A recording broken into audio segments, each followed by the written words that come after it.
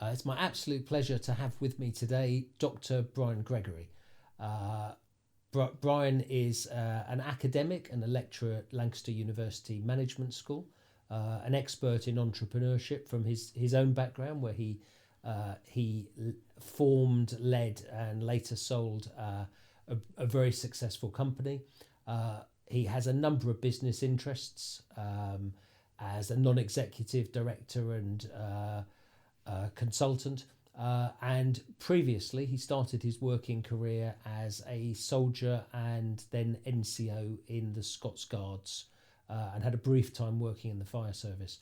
Brian's going to be talking with me mostly today about his PhD thesis, which links the positive role that fear can have in entrepreneurial leadership. I'm certain it will be an absolutely fascinating chat. So Brian, thank you so much for joining me. You're very welcome. Thank you for having me. So Brian, you have just recorded a course for Leader Connect. Tell us a little bit about it. Right, an overview. What would an overview look like?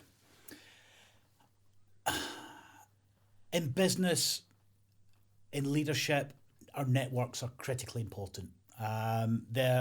We use our networks all the time, whether they be consciously or subconsciously. So how we manage those networks is really important. As leaders, we come across, so when you talk, if I were to talk about the term fear in isolation, you would think about big bangs. So we had an earthquake here yesterday.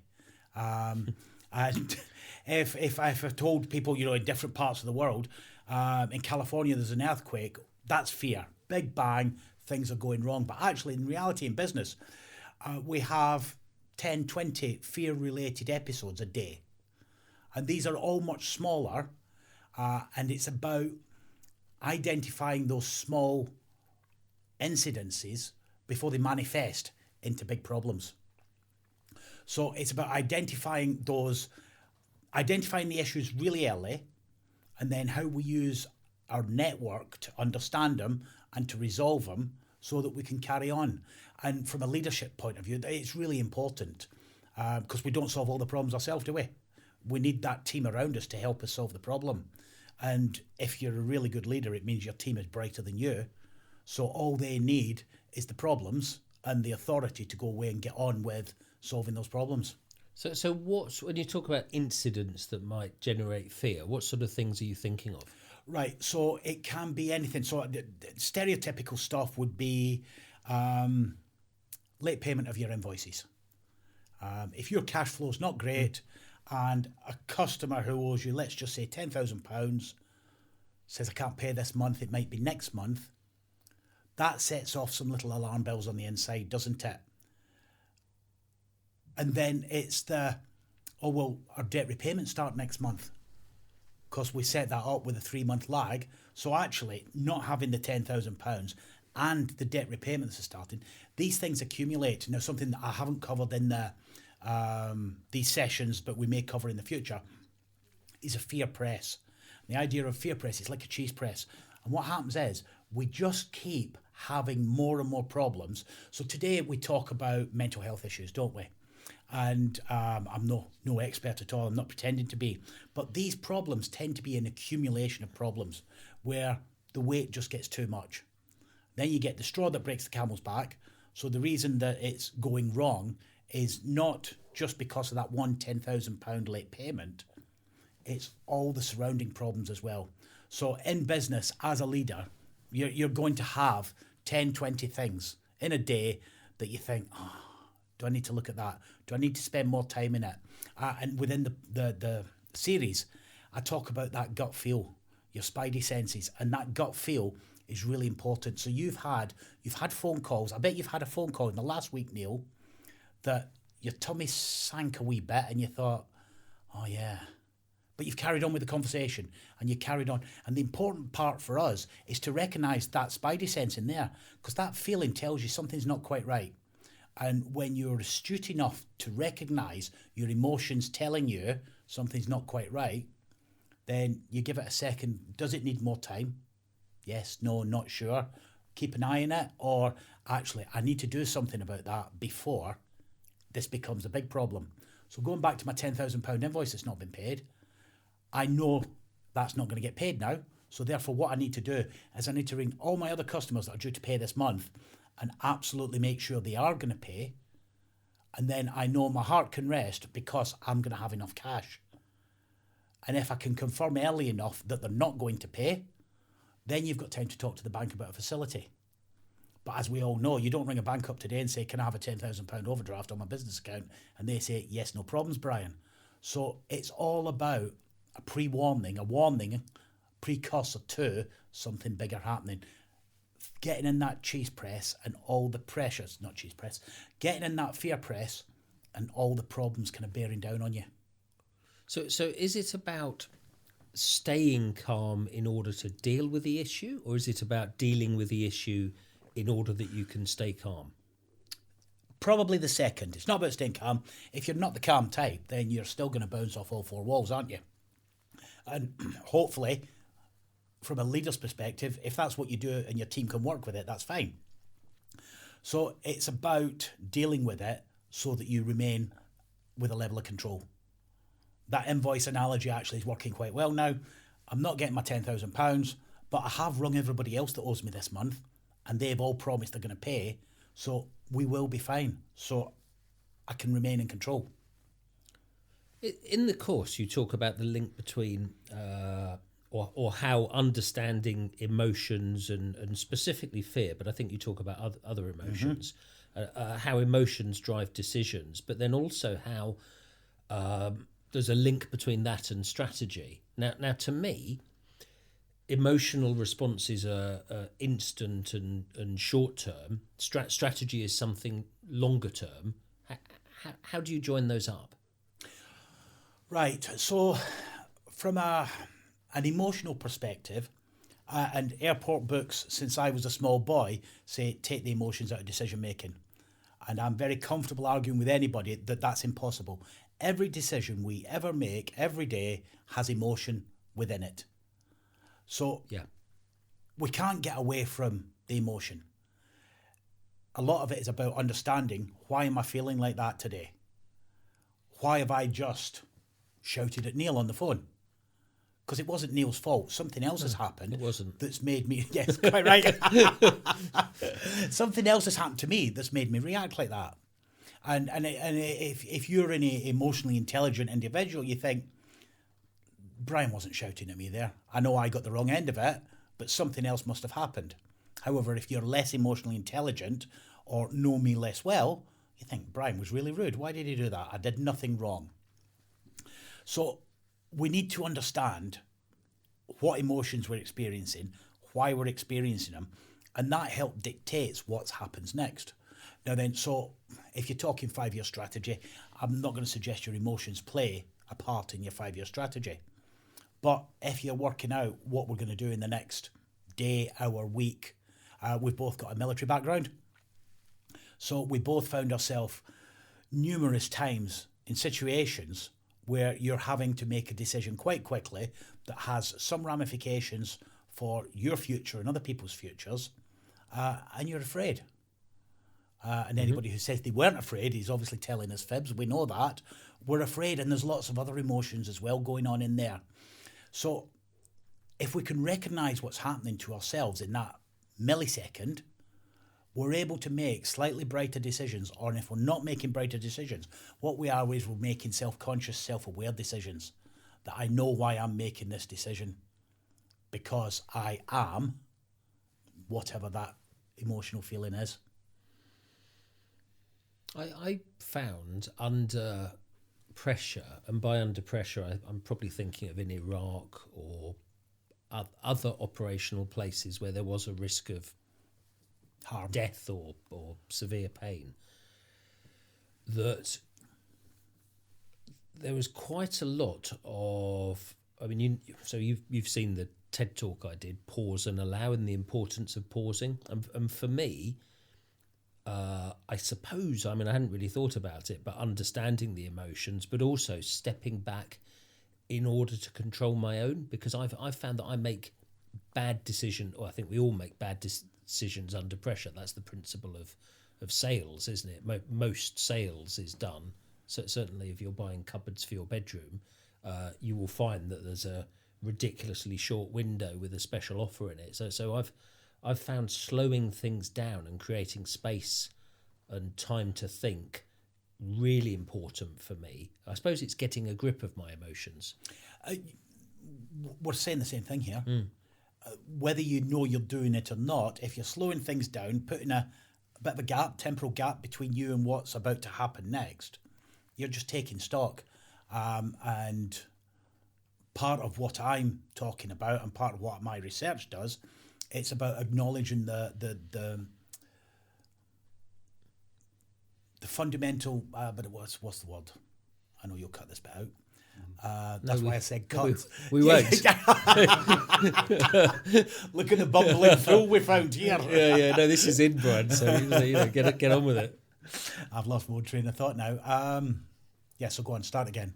Well, okay. So let's move on to something else you cover in the course, which I find really interesting, is reciprocity, or I can't remember what you call it, but the idea that within a network, within a business network, so reciprocity is a simple principle, is if I do something for you, you'll do something for me. But you found something, I suppose, different and possibly really much more reassuring in the way that networks work. Unrequited reciprocity. Can you talk a bit about that? Right, yeah. So unrequited reciprocity. So there are, from an academic perspective, there are a number of reciprocity models out there. And my research was looking at business leaders and just how they operate. You know, I really did put them in a petri dish and examine them for 22 months.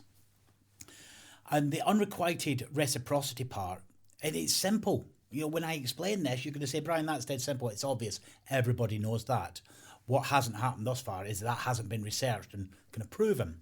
So unrequited reciprocity, it's about me helping you with no expectation and no requirement for any help in return. I help you just because I can.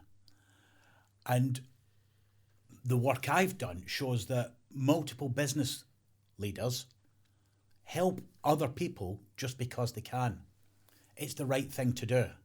So there's a chunk of moral compass in there as well. It's their own individual moral compasses.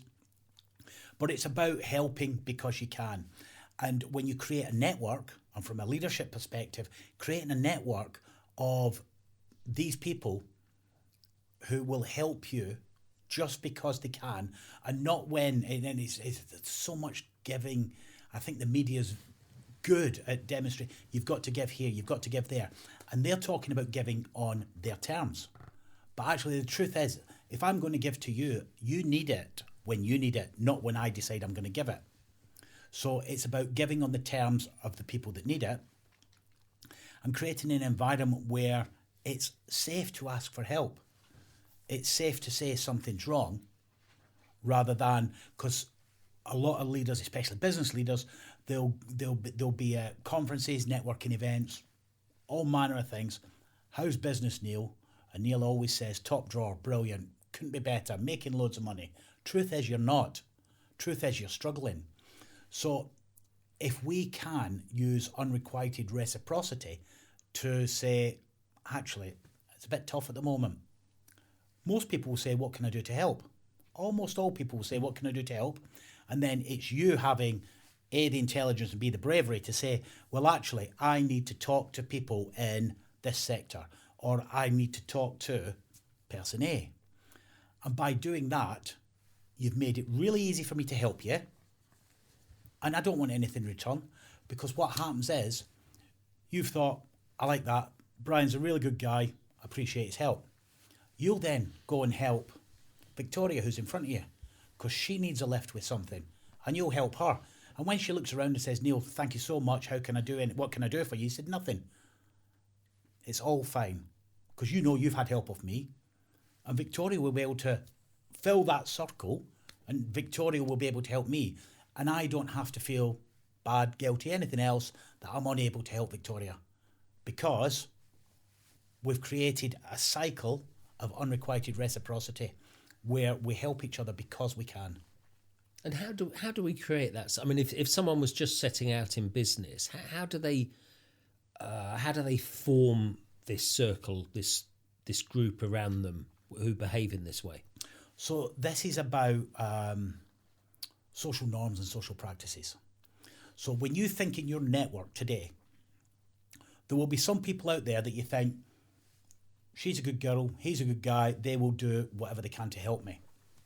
On the other hand, you know who the sharks are. People that you need to work with, or you have to work with, or you want to work with, but you know you wouldn't trust them with your granny. Yeah? And those people... Not since she died, anyway. There's a niche for everything these days, Neil. we won't edit this either. So.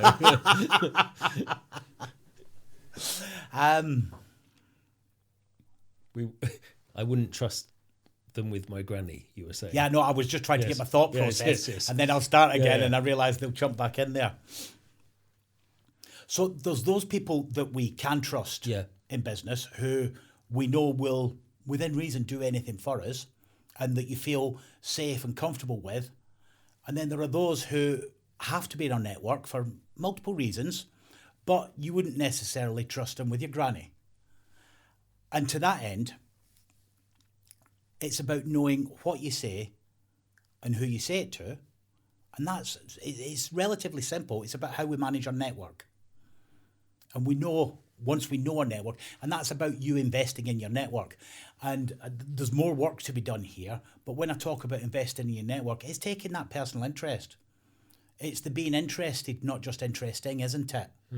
And if you make sure that you ask enough questions for people to feel valued, then we're working on our network. And that unrequited reciprocity, it doesn't have to be big solutions. It doesn't have to be big problems. It's a small thing. Could you give me a lift to the garage tomorrow? Tiny wee things like that makes a huge difference to you because you've got a 4-mile walk to the garage otherwise. Yeah. So it's the knowing what you're doing without expecting anything in return. It's interesting because you mentioned the sharks and I wonder if there's a connection between someone's own ego and self-interest and their inability to look after others. So it would seem to be that the more control you've got of your own ego, the less you're in it for yourself, the more you're able to contribute to that that environment where we're all willing to give something to someone else, and actually we all know we're a bit safer because of that. Have you made that link between ego and shark? So no, I haven't, because in my research, when I set off with my participants, I picked a group of participants who agreed to take part. And none of them, it turns out with hindsight, none of them were in that shark arena. So that would require going back and looking at people. The old-fashioned sales term is hunter and farmer, isn't it? So that would be going back, looking at some hunters and examining them and understanding what they do and why they do it and how they do it, what it is that drives them to be prepared to sell your granny, trample over the back of you for their own benefit, perhaps charge you too much, whatever they do. So I can't say I do know what that is, but there is something there as well. We were having a really good chat just before we put the cameras on and crushed it. But we were talking about the sharks and how very often they get their comeuppance. Have you seen? Is there any academic link between what we hope always happens to sharks and what happens? Right. So I don't know if you'll find this relevant, but what I can demonstrate, and I had, this was in the research, it's not on that hunter-farmer style stuff, but what I can say with authority is those that don't use their networks intelligently, those that don't operate with compassion, those that don't open up, have far more struggles as a leader and in business. And I can demonstrate that. I have demonstrated that we had some participants who were closed off and did that scenario where, how are you? Everything's brilliant, couldn't be better, and never actually opened up to anybody. And they've struggled in business far more significantly than those that didn't. That they'd rather crash than show weakness. Their motivations, I could not testify as to why they do it, but they end up not using their network. They don't confide in their network, and therefore, no, not confide, that's the wrong word, sorry. They don't seek support from their network, and therefore they have just been less successful. I wonder what emotions are at play there, because your work links to fear, but it strikes me that often misplaced shame, that's the word, can limit people. Yeah, shame is the word. It's about our feeling of shame and how other people look at us and how we look at ourselves. So shame is the best word to use here. And then there's a load of self-understanding. It's okay to say I made a mistake. It's okay to say I'm in trouble. It's okay to say I need help, rather than I can't let anybody say I'm weak. Is that linked to ego that you see? I feel ashamed because I've presented myself as this great successful figure, and for me to admit that I need your help and I need it now means that whole facade that I've created of who I am or who I want people to think I am wasn't true, and that's a big realization.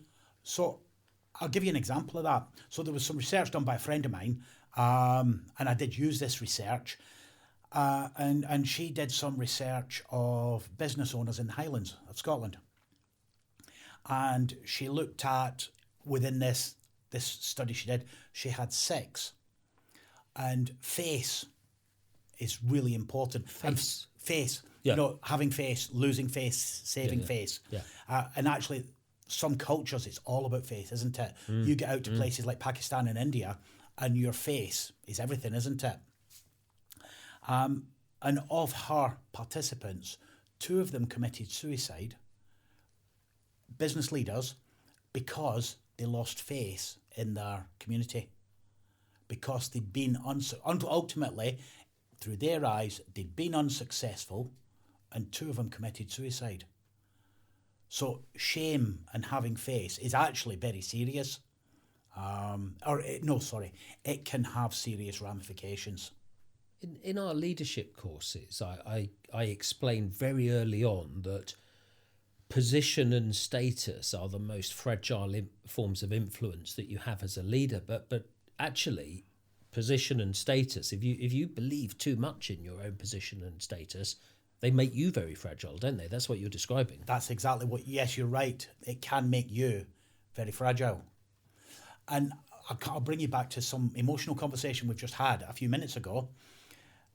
We as leaders have a responsibility. I think we as leaders have a responsibility. Had I been one of those 2 individuals from that research, you should be, as a good leader, recognising that in me.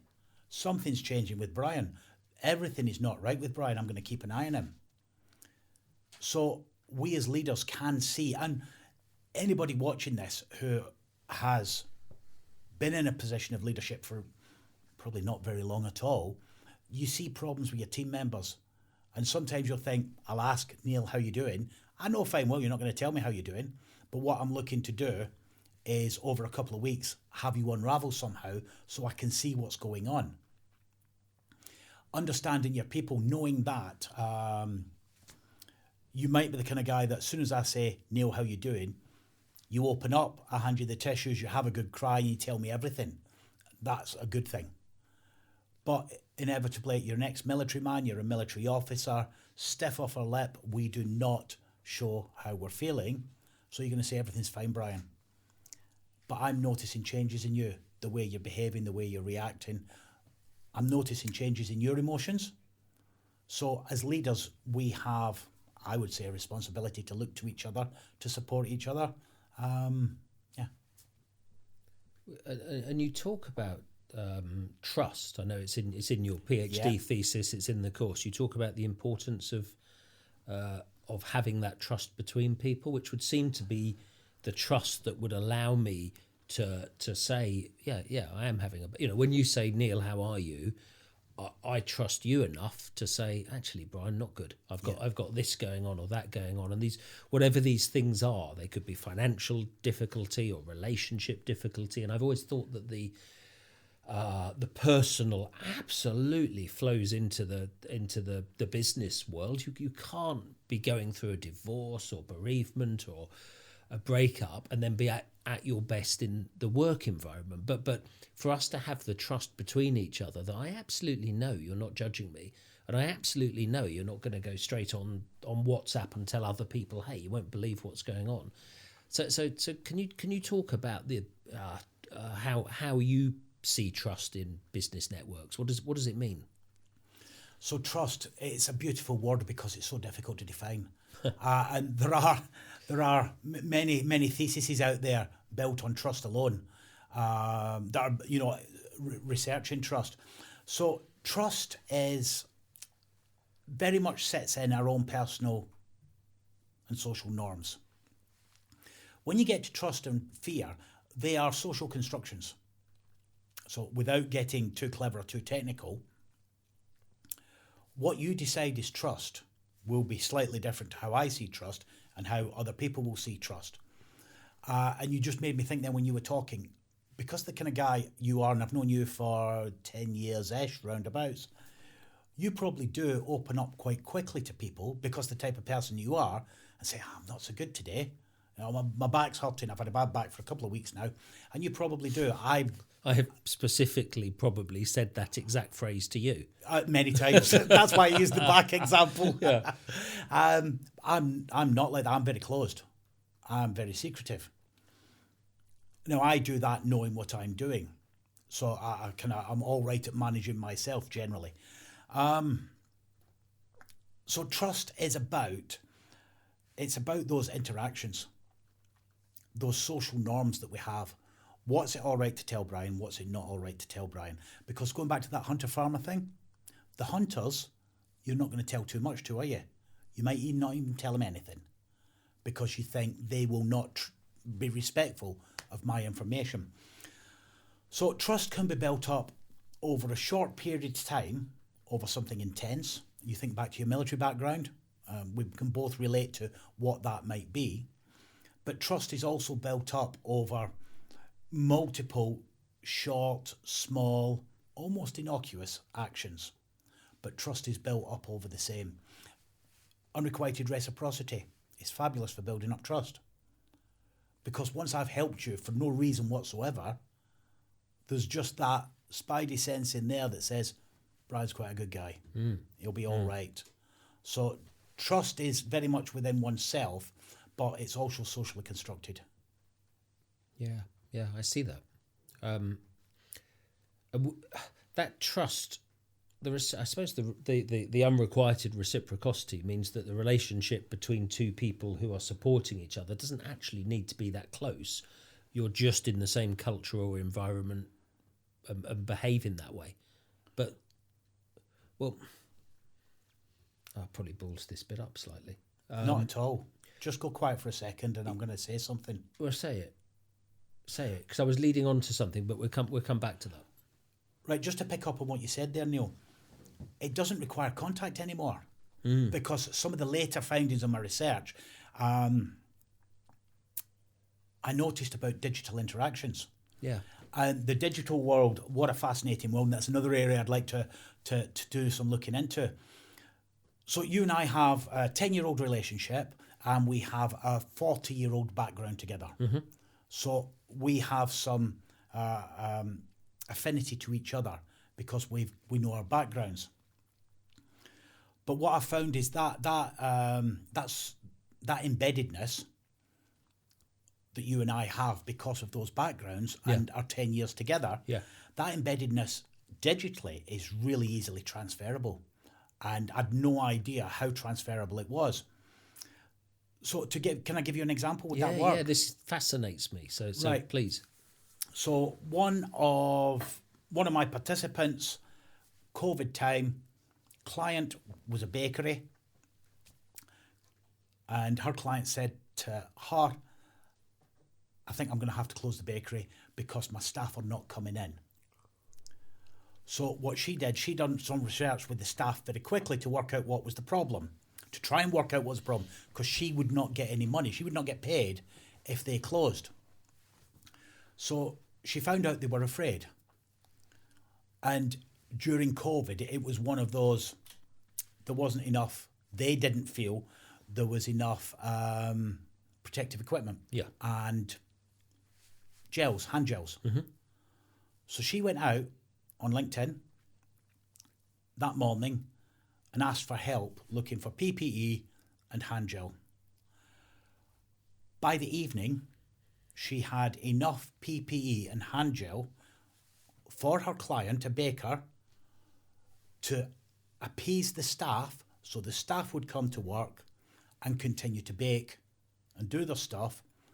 It meant they carried on working on both shifts and she continued to work with the client and got paid.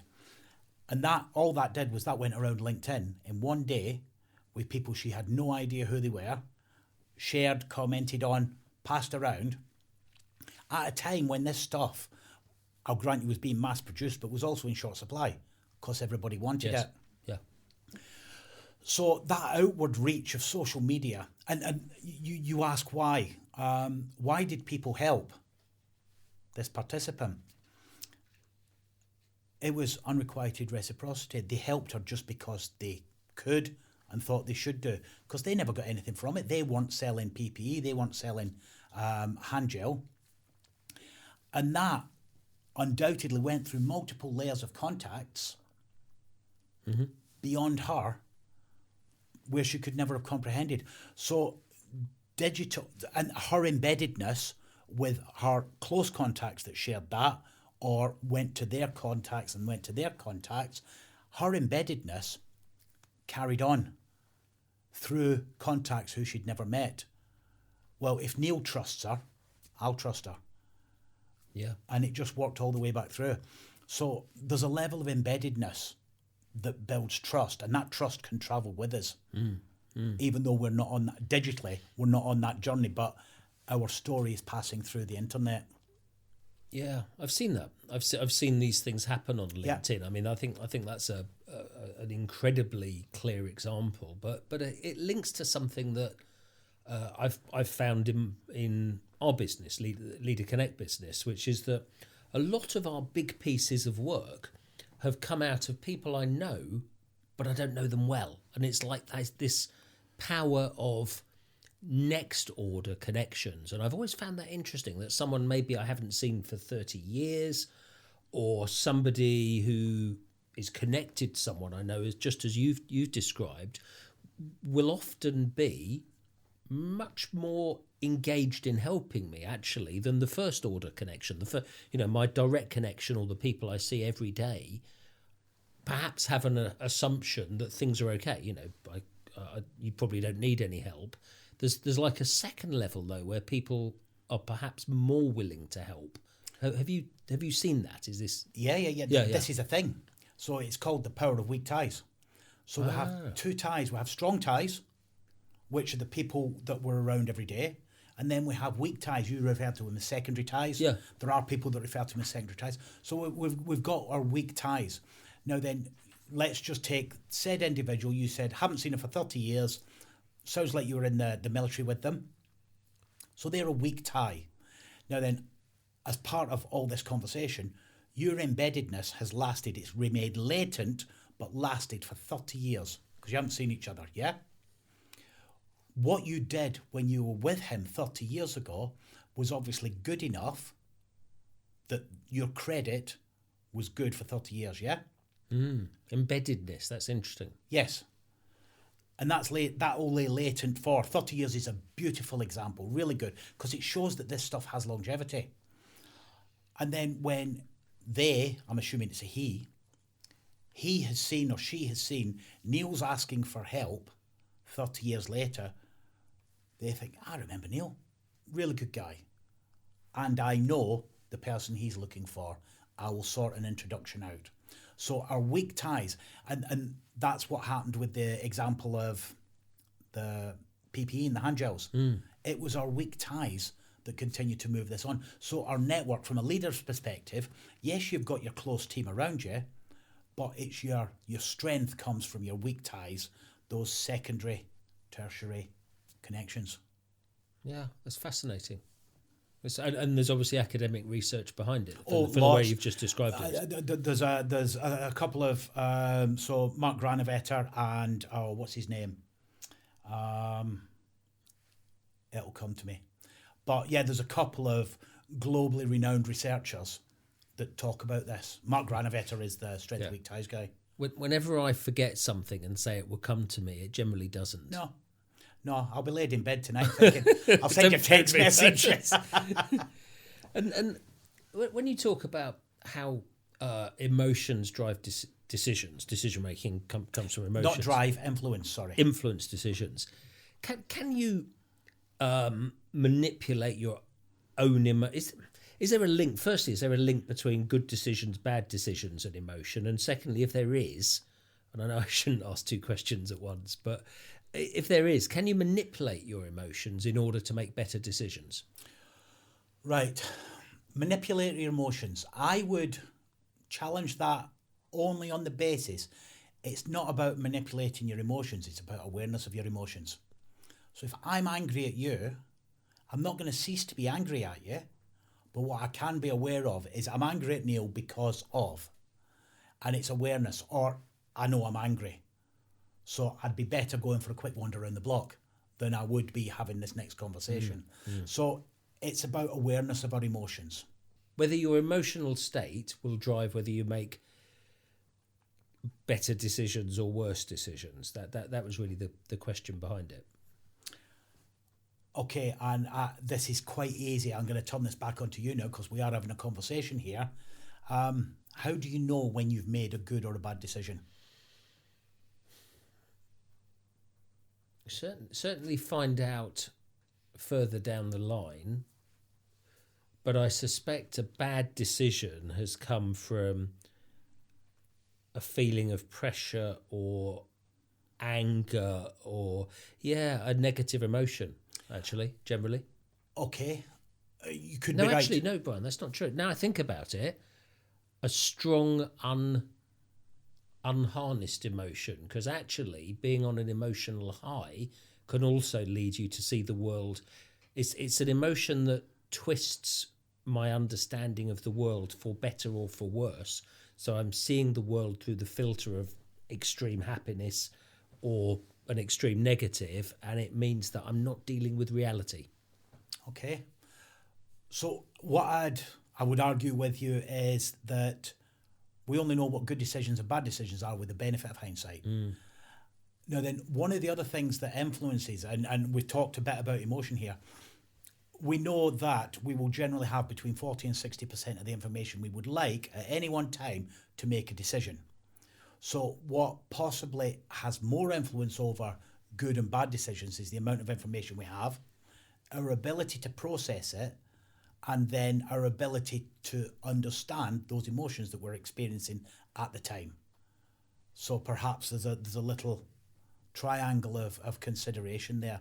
But even then, even if we think we've got all that right at the time, we both know that it's only hindsight that tells us we got it right or wrong, isn't it? And that informational, this kind of 40 or 60% of the information, but also, I mean, one of the things I've been interested in over the last few years is the excess of unfiltered and often irrelevant information that makes it just as hard to make a decision. Actually, knowing too much makes it very hard to make. Well, I think there is research into this, that if you give people too much information or too many options, you get a decision paralysis.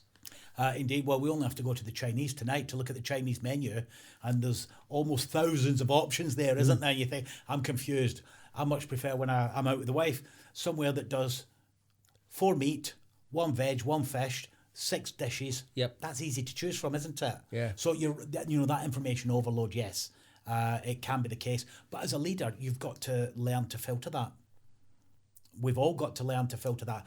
And because we are all leader becoming, we're not the finished article, we learn better how to filter that as time goes on, don't we? Yeah, and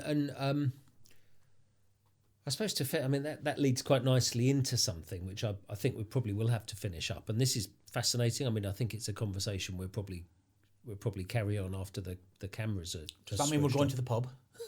Not yet, but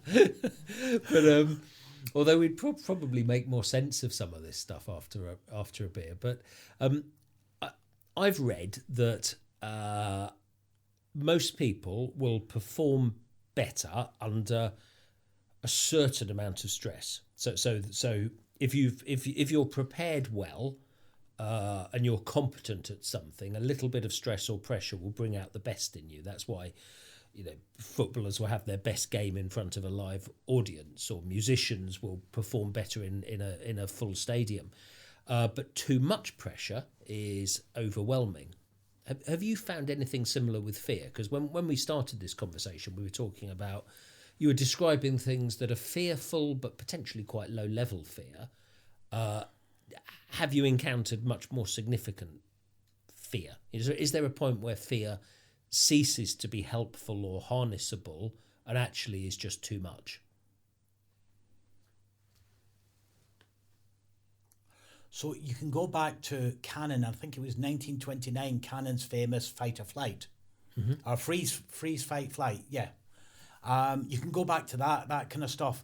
And I'm not saying that does have lots of relevance. I've not experienced it within my research, because can I take us to something called procrastination? Now or later? Now. I don't know. Let me think about it. Because I do think this sits within that kind of fear, fight and flight thing, which very old but stood the test of time somewhat. Procrastination is, until I started this research, and I'm still one of the few that writes about procrastination as a positive application. But I've discovered that a number of people use procrastination as an effective management tool. So to use a term, if you're an 11th hour guy, as in you've got to make a decision by the end of December, you can't make it now. If you're an 11th hour guy, you need to wait to December 31st, about 15 minutes before the deadline, and you'll then process the information at your own level and make the decision. And we use procrastination. So fearful situations arise every day. And if we've got a grip of that gut feel, that spidey sense, we think that's going to be a problem, but I'm going to leave it till it gets down there.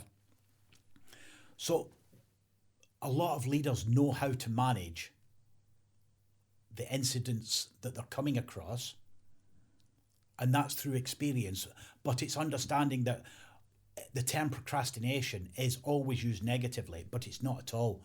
It's an effective management tool for a lot of us. So it's a reason for people not to beat themselves up if they leave stuff to the last minute, because that's how they operate. They operate with deadlines. So we can leave incidents until they manifest somewhat, because that's how we operate, and that's not a bad thing.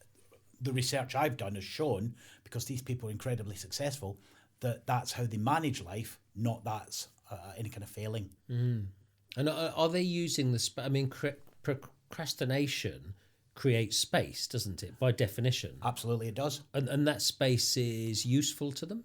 Yes. But they don't recognise it. And I think this is something that's really fascinating to perhaps get across to that wider audience, is those people that use it as, I'm the 11th hour person, they continue to give themselves a hard time and say, I can't face it now, I'll do it later. But they're just, for themselves, they're self-regulation terms, but social norms that I talked about, being a social construct, because we're all socially trained that procrastination's a bad thing, we give ourselves a hard time about it. Instead of, I'm giving myself space to not to make a decision. And you come from a similar background to myself, and one of the most difficult things you and I have ever had to do is stand there and do nothing when something's going wrong in front of us. We want to be seen to take action, don't we? We want to feel like we're taking action. But that procrastination, that stand there and do nothing, you know, we've discovered we're in a minefield. Obviously, we know the worst thing you can do is start running around and getting concerned about matters. It's the stop and do nothing, take stock, give yourself space. And you talked about this early when you asked a question. It all comes back round. It's about giving yourself space to make the right decision. Pause. It's the pause. It's the pause. And procrastination is, from my research, it's a pause that people put in place to make those decisions. So I do procrastinate. I believe passionately in procrastination because I have to, because I can't not do it. And everything you've just said there makes sense, because I find that procrastination, I absolutely can't do the job too soon. I can't, especially if it's a boring job. But by procrastinating, the job fits into the minimum amount of space. Whereas I've seen people who will start a job early, and good heavens, the job goes on right until the deadline. Yeah, they drag it out. Yeah, and the job becomes bigger. And actually, by procrastinating, I think there's the advantage of compression. It's like, well, I'm not going to do it until the day before. So, and there's clearly a risk with that because you don't know what will happen the day before. But it never seems to go wrong, actually, for me. Yeah. And you compress the job into the minimum safe space that still allows you to do it well. Right, and can I pick up on that? So Yeah. I talked about your spidey sense, that gut feeling. If 2 days before you make a decision, or you do the work, so let's say you're going to write a course the day before you deliver it. 2 days before, something goes wrong. As soon as your brain thinks about it, your spidey sense on the inside said, you've got to write that course tomorrow, and this has gone wrong today. This is going to catch up with you. And that's the point where you think, I need to take a step back and work out how I prioritise what happens next. But that's all in there. And from a leadership perspective, understanding either A, that's what I do, or more importantly, I think more intelligently, B, that's what my team does, means that you don't get frustrated that you've asked them to do a job for next Thursday and they don't start doing it till next Wednesday. It doesn't mean they're lazy. It means that they use procrastination as a management tool so we can regulate ourselves better to leave them to get on with their job as us as leaders, to allow them the space to do the job in their time, in their way. And it all joins up, because that seems to go back to trust. You can do that once you know that you can trust those people to work in their style. So I talked about social norms, and it's then understanding the social norms in our group or in our ecosystem. Brilliant.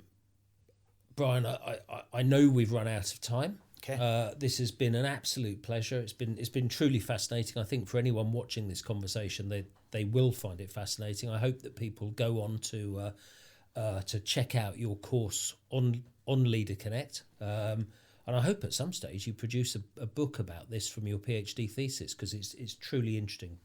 Dr. Brian Gregory, thank you so much for your time. Thank you very much, Neil. Thank you. Pleasure.